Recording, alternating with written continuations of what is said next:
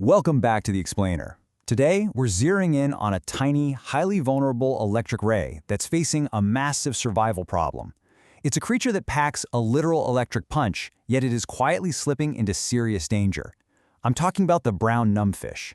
We're going to unpack a comprehensive biological field study to see exactly what's happening to this unique marine species right beneath the surface. Let's jump right into the data.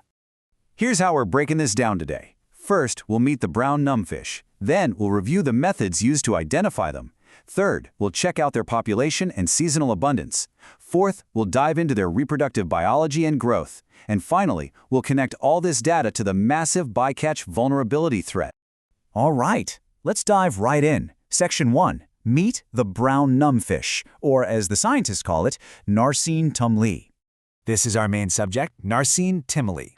When looking at the dorsal and ventral views, so the top and bottom, of a typical male specimen, you can see how perfectly adapted they are for their environment.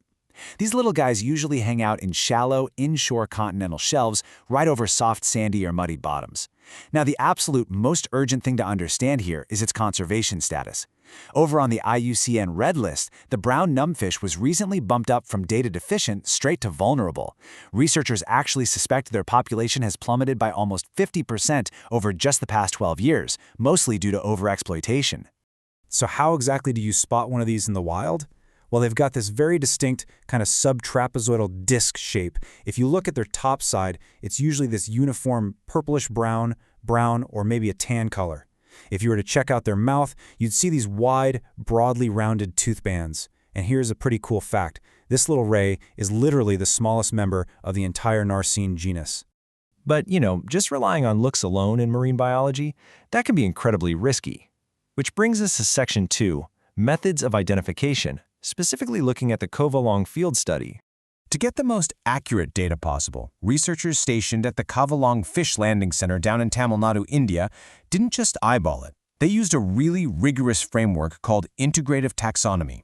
Why go through all that trouble? Well, because the brown numbfish looks incredibly similar to other species, like Narcine brunea, which makes visual identification a bit of a nightmare. So they followed 4 exact steps. First, morphological analysis, basically checking those physical traits we just talked about. Second, DNA extraction from actual tissue samples. Third, PCR amplification targeting a very specific gene, the COX-1 gene. And finally, sequence comparison against a global database to confirm the identity beyond a shadow of a doubt.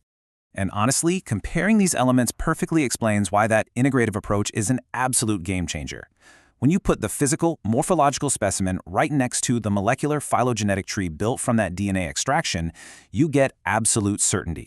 Our specific specimen locks perfectly into place right alongside other confirmed Narcine timlei samples. By directly linking the physical animal to its genetic barcode, these researchers made absolutely sure their baseline data was rock solid, no guessing involved. Okay, moving on to Section 3, Population and Seasonal Abundance, where they analyzed 331 specimens. So with the ID methods totally locked in, the team examined an impressive 331 individual brown numbfish pulled from fishing bycatch between 2021 and 2023. And the distribution here is super revealing. When we look at the seasonal abundance, you can clearly see a peak during the post-monsoon season at 33.5%. But don't ignore the rest of those numbers. They're still getting caught at 25% pre-monsoon, 23% during the monsoon, and 18% in the summer. The major takeaway? This vulnerable ray is getting swept up in fishing nets all year round. There is literally no off-season for this threat. Now, on top of that, we have this very specific metric, 1 to 1.21. This is the adult sex ratio of males to females found in the catch, so it's showing a slight female bias. Now, the researchers noted this isn't a wildly extreme deviation, but it's still a vital piece of the puzzle. This skewed ratio might point to natural reproductive migrations where females travel in larger groups. Or it could just mean that fishing gear disproportionately snags females simply because they tend to be slightly larger. To really grasp why this constant year-round fishing pressure is so dangerous, we need to understand how they reproduce. Section 4, Reproductive Biology and Growth. Let's look at the biological data. The absolute most crucial thing to look at here is the fecundity metric. A pregnant female only carries between 2 to 9 embryos. 2 to 9. That is an incredibly low reproductive rate. The embryos themselves are tiny, averaging about 5.18 centimeters long and just over 2 grams in weight. Interestingly enough, the researchers found absolutely zero correlation between the size of the mother and the number of embryos she carried. Also, take a note of that embryo sex ratio, 1 to 1.3. It's skewed female, which, if you remember, almost perfectly mirrors that adult population ratio we just talked about. Okay, but here is one of the most mind-blowing biological facts to come out of this study, and it's all about their electrocyte count. Electrocytes are the specialized cells that actually generate the animal's electric shock. Adults have an average of about 117 of these cells, but get this, the embryos have an average of over 123 cells.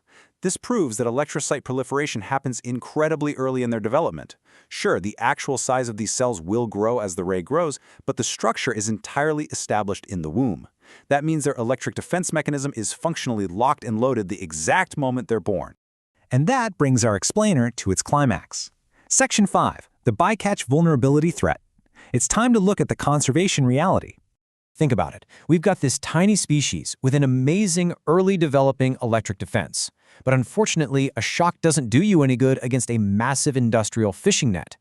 Because of all that biological data we just reviewed, the low offspring count, the slow growth, the brown numbfish is classified as a K-selected species. These are species known for agonizingly slow population recovery rates, longer gestation times, and very few offspring. They invest a huge amount of energy into just a handful of young. Because of this, getting caught as bycatch all year round is just utterly devastating. Even though human beings aren't specifically targeting them for food, they usually just get discarded or ground up into fish meal. The sheer massive volume of unsorted bycatch means these rays literally cannot reproduce fast enough to replace the ones being lost. Which brings us face to face with the stark reality of our current policy landscape. As the researchers pointed out, there are massive gaps in conservation. The brown numbfish is entirely excluded from the Indian Wildlife Protection Act of 1972. What does that mean? It means their catches are completely unregulated and totally unmonitored. Now, there are policies out there, like the National Action Plan for Sharks, but they overwhelmingly focus on the big, commercially valuable species. That leaves the smaller, non-commercial animals, what researchers grimly call neglected species, without any equal legal protection. And that's despite the fact that they're facing equal, if not much greater, risks of total population collapse. The data we've explored today paints a really clear, highly structured picture of a remarkable animal that is quietly slipping toward the brink. When conservation efforts only focus on the famous or the profitable, the small and the strange just get left behind. So, I want to leave you with this final thought to ponder. How can we adapt our conservation policies to ensure that these neglected, non-commercial marine species don't just slip through the cracks? Thank you so much for joining me for this explainer. Until next time, keep questioning, keep learning, and keep looking closely at the data.